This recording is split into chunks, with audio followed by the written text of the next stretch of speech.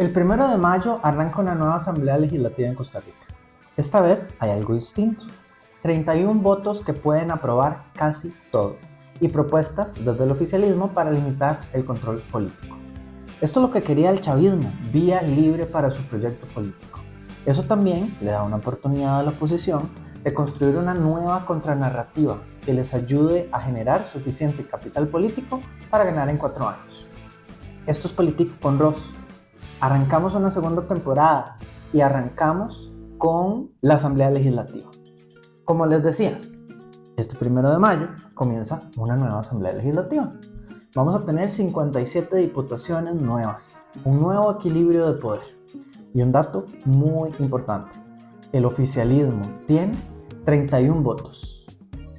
No es mayoría calificada, pero alcanza para muchísimo. Hoy vamos a hablar de 3 temas. ¿Qué significa realmente ese poder? ¿Qué nos dice sobre el gobierno que empieza? ¿Y por qué el control político se vuelve el verdadero campo de batalla? Porque, ojo, una democracia no se trata solo de gobernar, sino también de quién te puede frenar. 31 votos no son 38, pero sí cambian totalmente la cancha. Pensemos en esto. Estamos en nuestro trabajo y tenemos una persona en la jefatura que puede tomar casi que todas las decisiones sin tener que pedir permiso. Cualquier cosa, incluso que afecte el destino de la empresa. Eso sería en política o en la Asamblea Legislativa tener 38 votos. Sin embargo, con mayoría absoluta, que son 28 votos, y el oficialismo, recordemos, tiene 31, pueden aprobar la mayoría de las reformas a las leyes ordinarias, las que quieran. Hay excepciones, por supuesto. Y hay un reporte de Delfino que está muy bueno, en donde se explica muy bien todo esto. Se los voy a dejar en los comentarios. Ya vimos señales muy claras. Laura Fernández, presidenta electa, hizo algo inédito. Empezó a operar políticamente desde la institucionalidad.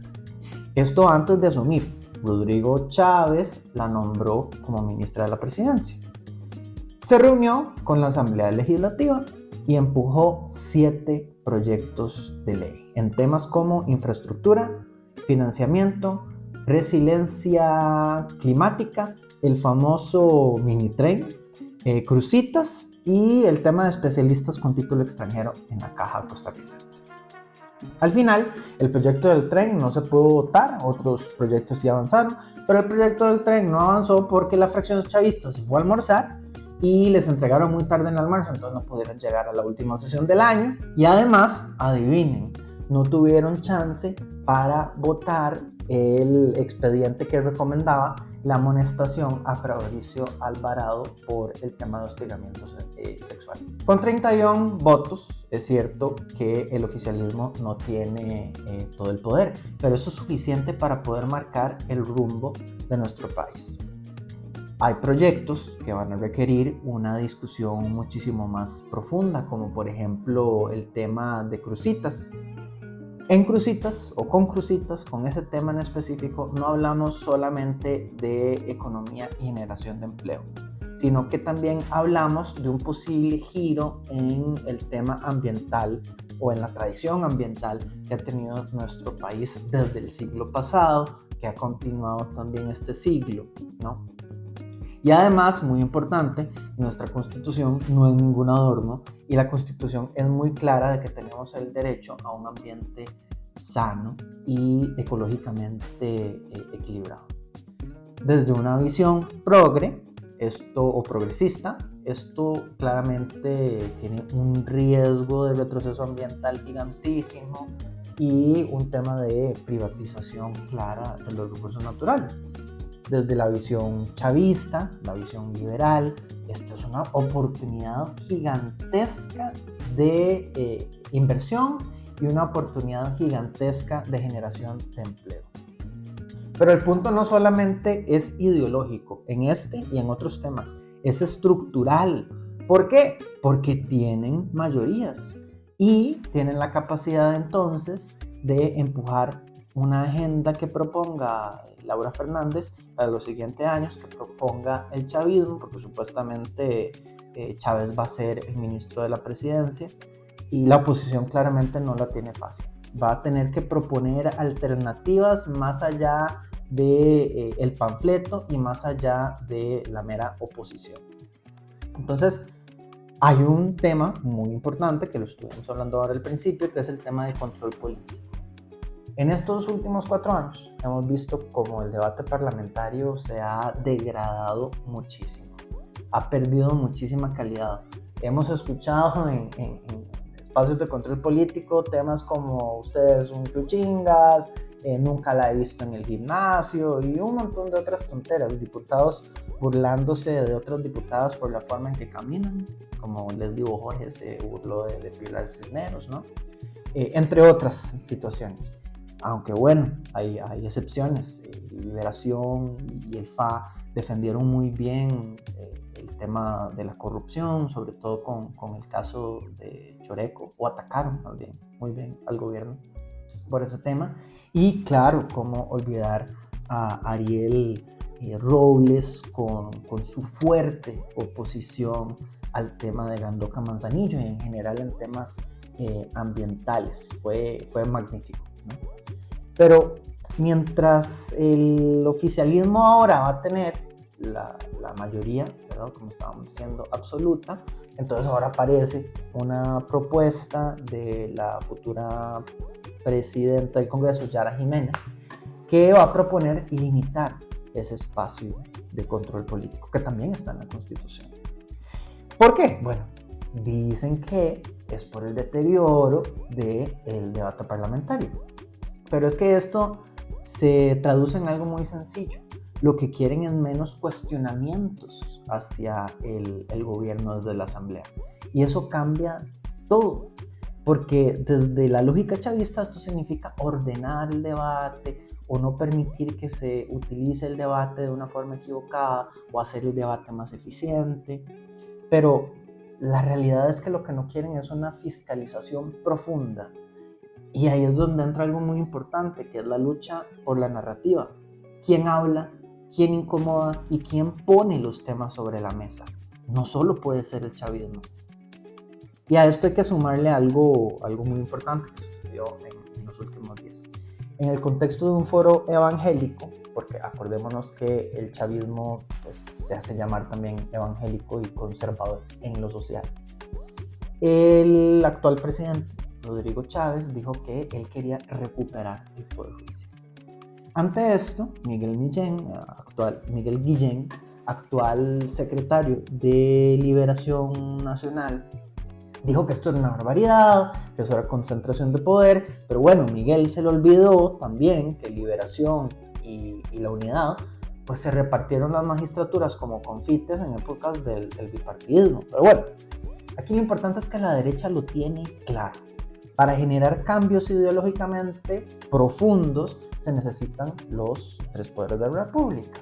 Y esto no tiene que significar totalitarismo o autoritarismo o concentración de poder. Esto es realpolitik.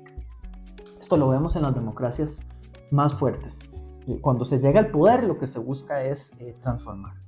Sin embargo, esas transformaciones no deben afectar los derechos de las minorías.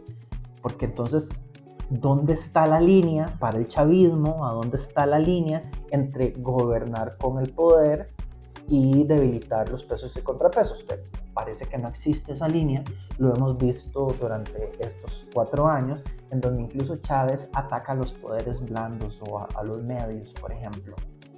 Desde la izquierda, entonces, esto genera, por supuesto, una gran preocupación, porque la preocupación no es solo quién gobierna, sino qué puede pasar con las personas que no tienen poder, porque las democracias no son solo para las mayorías, también son para las minorías. Las minorías también tienen una voz, y no solo lo digo yo, también lo dice la Sala Constitucional, también lo dice nuestra Constitución. Entonces aquí es donde entra un tema súper importante que me lo imaginé como una cancha de fútbol, la cancha política, quién defiende y quién ataca.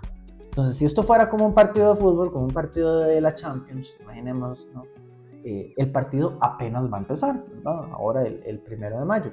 Y para mí hay una alineación que vamos a tener que observar si hablamos de defender a nuestra socialdemocracia desde una visión, por supuesto, de izquierdas, más progresista. En la portería veo a Antonio Trejos. A él le va a tocar parar todos los tiros del chavismo y de sus aliados. En defensa vamos a ver a Sigrid Segura, a María Eugenia Román, a Jocelyn Sáenz, a Edgardo Araya.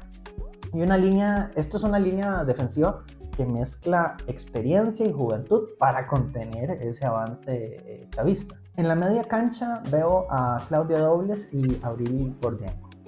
Dos diputadas que van a tener que negociar, construir y sostener posiciones en condiciones muy difíciles. Acordémonos que son de fracciones unipersonales.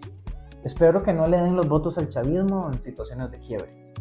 Claudia dice que sin importar en cuál comisión la designen, ella va a tener que ir a todas. Pero Claudia, cuidado, quien mucho abarca, poco aprieta. Abril Gordienko espera que en esta asamblea haya mucha más diálogo, aunque bueno, con la mayoría absoluta, quién sabe si el chavismo va a querer dialogar. En la media cancha también veo a Iztario Alfaro y Álvaro Jiménez de Liberación Nacional, que tienen una tarea clave: evitar que su fracción se desarme como ya pasó antes y como va a buscar el chavismo. Y completando ideológicamente, Vianey Mora del Frente Amplio. ¿Por qué el chavismo quiere que esa fracción se desarme? Bueno, porque quieren llegar a sumar esa mayoría calificada. Y adelante veo como Harry Kane a José María Villalta. Va a estar en toda la cancha defendiendo, creando, atacando. Es un falso 9 completo. Ya lo ha hecho antes y todo apunta a que lo va a volver a hacer. Va a seguir metiendo golazos. La oposición no gana el partido si solo se defiende. Tiene que saber cuándo atacar. Pero aquí está el verdadero reto. No basta con oponerse, hay que construir. Y quiero cerrar con algo que a mí me parece clave. Yo veo con esperanza la futura fracción. Tienen que ser muchísimo más inteligentes para saber sacar proyectos de ley junto con el oficialismo y al mismo tiempo oponerse a proyectos que podrían llevarnos hacia un país que se aleje de esa socialdemocracia, en donde gana más el que más tiene. Por eso es importante atacar con argumentos nuevos. Lo que se hizo en los 4 años pasados probó no funcionar para nada. Laura ganó con 48% y tienen 31 diputaciones. ¿No? La gente no vota desde la racionalidad, vota desde el corazón. Por eso, desde la izquierda tenemos que construir una nueva narrativa que le llegue a los corazones de todas las personas aquí en Costa Rica. Una narrativa que explique por qué la educación pública es importante, por qué la salud pública es importante, por qué el ambiente es importante, por qué el deporte es importante y por qué sin nada de eso no tenemos democracia. Es una narrativa que tiene que tener esto como centro, que es esto lo más básico, ¿no?, para una democracia.